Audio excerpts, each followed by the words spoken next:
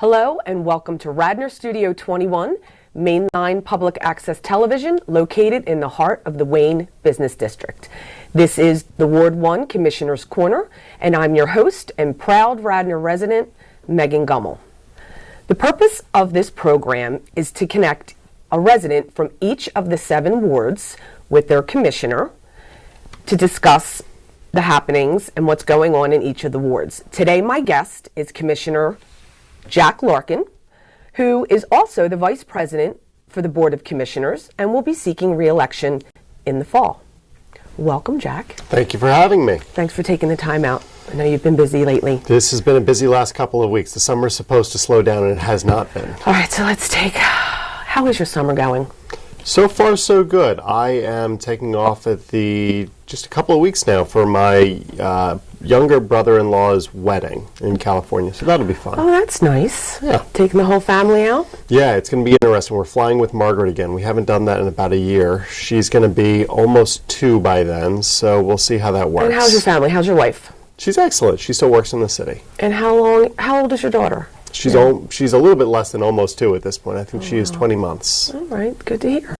So it's been since March since we sat down, but I did see you a couple months ago now at the Meliora meeting that you held. Yes. So maybe we could start off with where that's going. Sure. So the meeting that we had a couple of months ago with Meliora was about the North Wayne Greenway project, or the North Wayne Flood Reduction Project. We need to come up with a better name for this. We don't really have a good one for it or agreed upon one yet. Basically, the concept is we're taking the existing cross-section of Gulf Creek for a distance of about 1 mile. We're going to alter it from what it is now, which is what I describe as a highball glass with those straight sides, to a martini glass with the curved sides. Okay. And the reason why is because you would have significantly more holding capacity in the creek bed when you do that.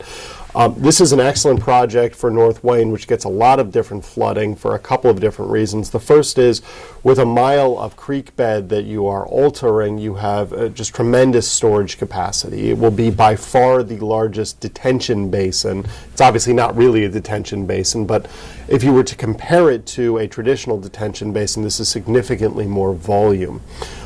So it would become the largest detention basin in Radnor Township. We would not have the capacity to do that on township-owned land anywhere else. It's also the cheapest project possible. If we were going to build a detention basin of similar size, we would have to obviously dig a giant, enormous pit. Because this is such a long, narrow stretch, we're able to just do earth moving. The one downside of this project is we don't own the land. So we are going to the individual homeowners whose lands abut the creek bed, and we're asking them to buy into the project. Now, this would not be something where the township comes in and owns your backyard or something. Instead, what we would do, we would enter into memoranda of understanding with the homeowners. So it would probably not even be an easement, let alone a condemnation. All we would be asking is, let us into your property. We're going to take the creek bed and alter it from its existing configuration. In a lot of places, it's going to be a couple of feet. In some places, it would be as much as 20 feet. We're not going to be altering land underneath garages or homes or anything. And for some people, you may not really even notice the difference, because it would go from just there's a creek over here with a sharp drop off to instead a gentle slope down into the creek. We're going to be installing grass seed where it's appropriate and plantings where we can't do that, which are designed to be both flood tolerant and also that are designed to slow flood waters down. So it will both be more permanent plantings for you, because if you put like a rose bush back there in the past, it's already been washed out. Okay. If you've got mulch back there, it's already been washed out. These are going to be more permanent plantings. It's enough of an upgrade, actually, that one of the commissioners, Commissioner Booker, has suggested that we should be charging the residents for doing this, as opposed to asking them, please, may we. We're not going to do that. I recognize we're coming onto your land, but like I say, it's going to be an upgrade. The other issue there that I do want to stress is that, just by way of incentivizing people to get involved in this, this is area that floods anyway. If you've got a shed there, and a few people do, the township would come in and take your swing set or your shed or whatever it is, and we would replace it with a new one on an area that wouldn't be affected. So It's not like you're losing your shed. Yeah, you get a brand new shed out of the deal. But if you've got something there already, whatever it is, plants, mulch, sheds, playstations, just little areas where you let your dog out, it's getting flooded when you have heavy rains anyway. Almost useless area. Exactly. Dangerous area. Yeah. Because if you've got your shed there right now, then the foundation is being swept away over time. Eventually that shed is going to fall into the creek. Okay. So we'd like to move it someplace safe. We'd like to do it at township expense, and we'd like to make sure that you have holding capacity. So the water, remember, if you've got a creek bed with a highball glass like this, once that water overtops it, if you have just straight banks or even a downhill to your home the way some people do, once the creek goes over the banks, that goes straight shooting down into your home. Okay. So if we have the martini glass instead, the creek ideally stays in the bed. Now, since the meeting that we had a couple of months ago with Meliora, they've continued to refine the design, worked on more specific designs, and I got to sit down with them yesterday, actually, and Steve great. Norsini. The design that they showed me, which is very similar to what they had before, it's going to make a huge difference, particularly on Plant and Willow, which are two of the most heavily hit streets. It's also going to make a huge difference just in the little area of Poplar that continues to get hit. The problem with Poplar as opposed to Willow and Plant is there's still going to be flooding on Poplar. There's a turn in the creek bed there, so it's not going to be completely dry, but it's going to be the difference between, in a 10-year storm, 1 foot, 18 inches worth of water, bringing that down to 2 or 3 inches of water, which is an enormous difference, obviously. It's the difference between your car floats away and you get wet feet when you go outside, or it damages your garage, or it gets into your basement. So that's a material difference on Poplar. But the real change is going to be on Plant and Willow, where there are houses that are currently being inundated. Under the new plan, if it's constructed as designed, you would not get water from the creek in a 10-year storm getting to the houses on either Willow or Plant. Okay. Which would be an enormous change for the residents. And there was quite a turnout at the meeting. There was. How did you feel? How receptive were the residents? A lot of the residents were very receptive. One of the disappointments that I had about that meeting is that our stormwater engineers are engineers and not publicists. Yeah. They have a lot of difficulty explaining what their concepts are going to be. You kind of need to have someone who's the access point between the engineer and the public. It's like the guy in Office Space who takes the comments from the users to the engineers. Yes. You need that guy. Yes. To put it in different terms, it was almost, I felt some residents wanted certain statistics that they needed to hear this information in a different way that they could process and understand it. Yeah, so the design that I saw yesterday was divided up into a bunch of little grids. Each grid was a different color corresponding to the number of inches of flood water that you would see both before and after the project was completed. The colors were, I mean, it was like a Lucky Charms. So it's divided into so many different gradients, and the colors have no real relationship to one another. Purple, on the one hand, means that you just have about 1 inch of water, which in the context of a lot of these areas would be a huge win. A slightly darker purple would mean that you have 18 inches of water, which of course, then there's a bunch of colors in between. There's green, there's yellow, there's red, there's orange, there's magenta, and it's not the normal sort of red, yellow, green. What I have asked to do is take everything above 6 inches, turn it into red. Okay. Because frankly, if you've got more than 6 inches, you're flooded. You can't go outside. It's unsafe. It really doesn't matter in a lot of important ways. Once you get to 12 inches, cars start floating away. So there is, I guess, that delta between 6 and 12, but realistically, if you're in your house and you're surrounded by 6 inches of roaring floodwaters, you can't go outside. It's too unsafe, which means it doesn't matter whether the floodwater goes up to 12. You can't go get your car anyway. Right. Everything that's between, I think we said 6 inches and 2 inches, we're going to make yellow on the map. That's something where it would be obviously unsafe to be outside, but it's not going to be the sort of default. If it's more than 6 inches, don't go outside. Everything below that is going to be green, where there's going to be floodwaters in a 10-year storm. And then I've also asked to break it down from a 10-year storm to also a 5 and a 2-year storm, because I think that it's deceptive to say, look at where the floodwaters will go. Yes, there's going to be orange where your house is on Poplar, but that's a 10-year storm. If we could, with this change, convince people once every 10 years, on average, obviously, once every 10 years, there's going to be a storm that gets up to your house and you'll have 2 to 5 inches in there. But in the 5-year storm and the 2-year storm, you won't. That would be a sea change, bad choice of words maybe, that would be a sea change for the people who live there. Because you're told, instead of having this happen a couple of times every spring, it's once a decade. Okay. Similarly, if it's not in the 2-year storm, if it's not in the 5-year storm, obviously, it makes a huge difference. So I want to be able to convey those changes. So how has it been, and I remember at the meeting, you said you're on the ground knocking on doors. A lot of those residents were there. Mm-hmm. I remember hearing, "Take my yard." Yep. That was fabulous. Does everybody have to be on board?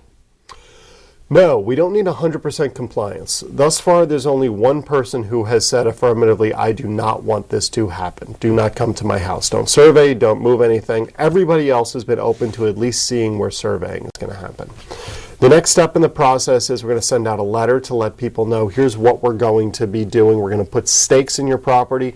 The stakes are not an indication that we're coming to start working. We will not start working until you sign an MOU, or a Memorandum of Understanding. But we want you to know if we had our choice, where the earth movement would begin. So you'll get to physically see in your yard, this is as much land as the township is going to be moving. And remember, it's not like we're going to come in and put up a fence or something.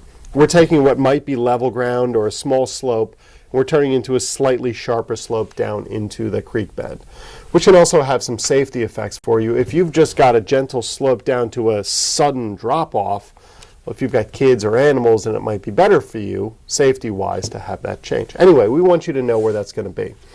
The next step is we're going to be having meetings neighborhood by neighborhood. So it'll be willow and plant. It'll be the area of poplar up to beech tree all the way over to the end of the project probably.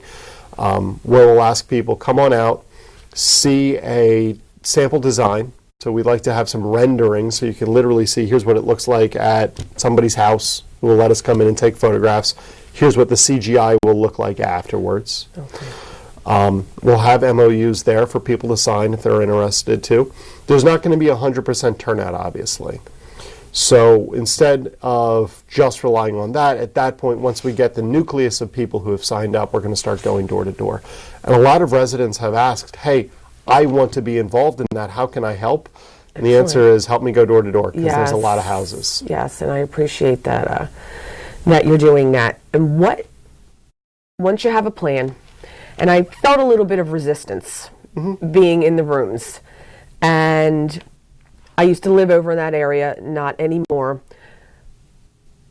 But I also felt a little bit like we're looking for a sure thing. And it's still not good enough. It's still not good enough. What is it going to take to move forward and actually do something? Sure. I want to say two different things to that, because you've kind of put the rabbit in the hat a little bit when you say there was some resistance in the room. You've also said, completely correctly, there are a lot of people there saying, take my backyard. Exactly. So when you have both. My impression was that basically everybody there was on board. Let's do this project. But I think that they had some of the same concerns that I did, which was this presentation is really not the effective PR tool that's going to need to get everybody else on board up and downstream. I would agree to that. So I'd say pretty much everyone, no one in the room there said, I don't want this. A lot of people in the room said, I come and take my property. I think that there was a lot of almost unanimity in the room saying this is a good project. It's just this is not the presentation that we want of it. Then there was, I think you're absolutely correct, there's a lot of disappointment in terms of, well, this isn't going to make my house 100% dry. Well, the 100%. Yeah. And to your point, especially with the poplar area. Correct. And so one of the issues that we have is that whatever storm you design to, there's going to be a bigger storm. So if I wanted to, I could forget about engineers. Increasing? It was just a few weeks ago. Luckily, I was in Moorgate, and a friend sent me a picture of the middle right outside the studio. Yep. And so is that increasing? Is it getting worse and worse, these flash floods? Yeah, so obviously climate change.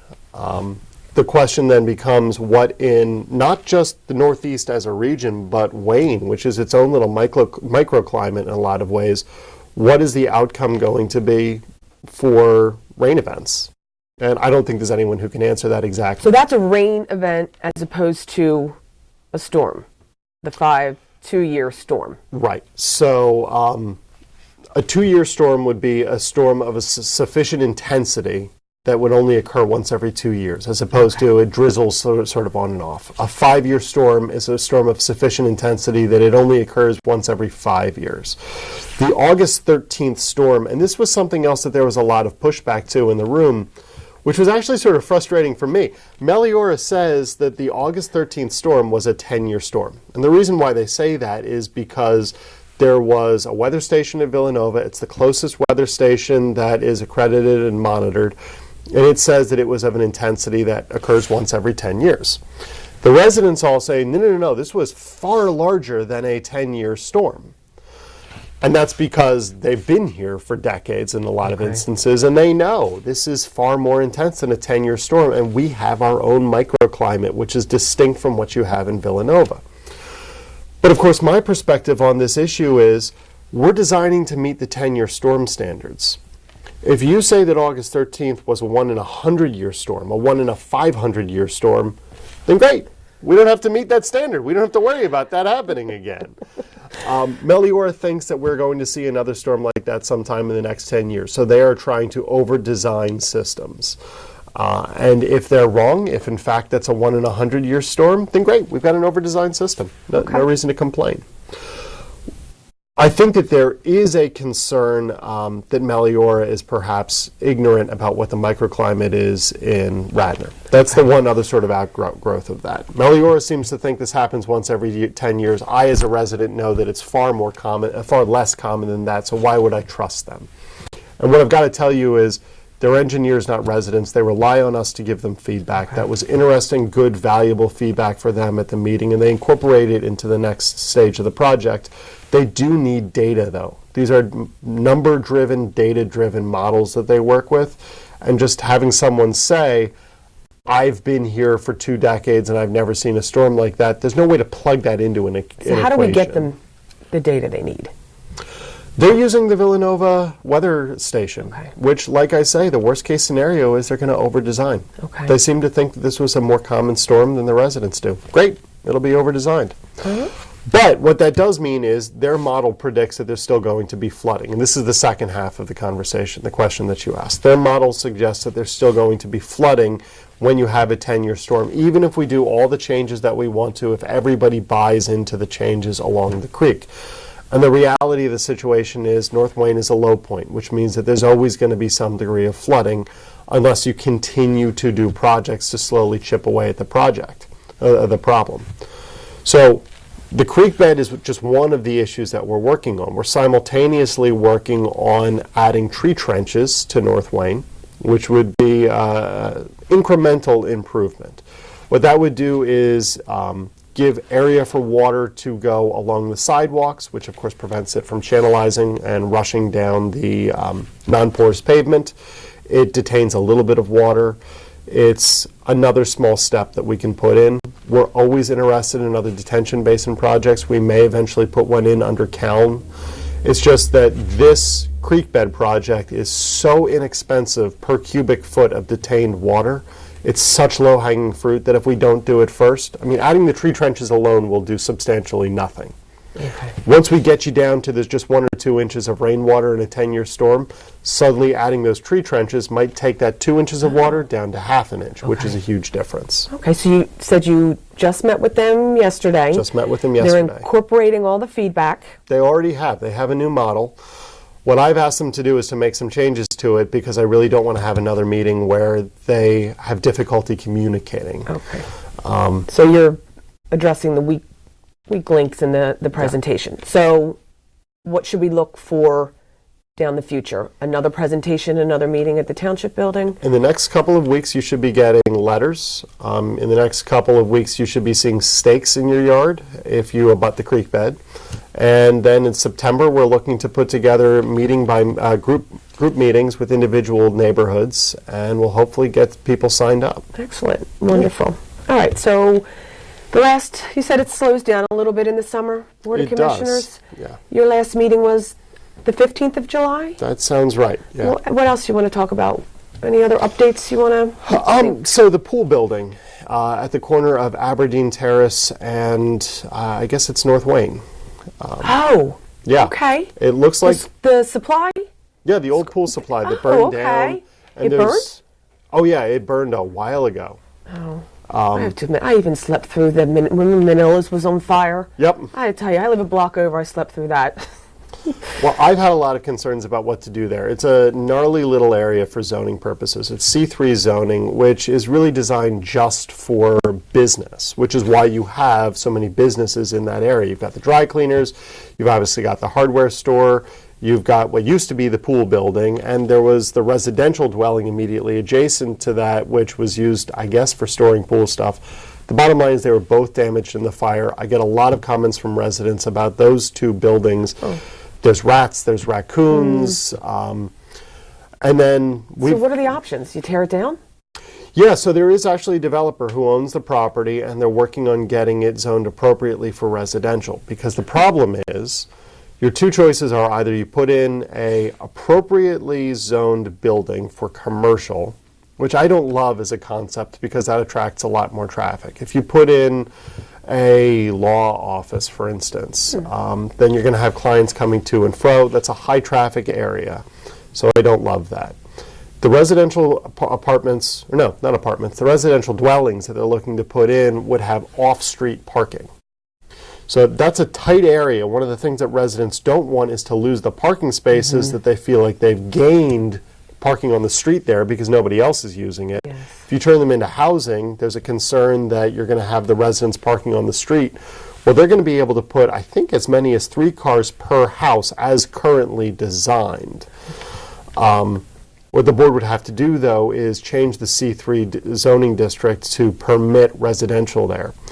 And of course, there's already a lot of residential in that area within that zoning district. Yeah. It's grandfathered in because it was there before some prior board created the C3 zoning district. It would have very limited application across the township. There's only one other very small C3 zoning district, and it has the same issues in terms of both there are residential and business in the same area. So all we would be doing would be recognizing the reality that this already has residential, this already has business, let's call it what it is, and then permitting what I think would be a good change there. Excellent. Anything else before we wrap up? When's the next Board of Commissioners meeting? Not until August. Okay. Yeah, we have a little break. All right, good for you, and I hope you enjoy your vacation out to California. Yeah, thank you. All right, well, thanks for coming on, Jack. Yeah, next time will be budget season, so that'll be a fun fight. Oh, okay, look for it. We'll talk about that next time. Yeah. I want to thank Ward 1 Commissioner Jack Larkin for his time today. And Jack, how can residents reach out to you? You can either get me by email at jlarkin@radnor.org, or I have a website, Larkin4Radnor.com. That's LARKIN, 4Radnor.com. I want to thank Radnor Studio 21 for allowing us the opportunity to sit down with Jack and for this and other wonderful programming that they put out. Again, this is Commissioner's Corner, Ward 1, and I'm Megan Gummel. Until next time, thanks for watching.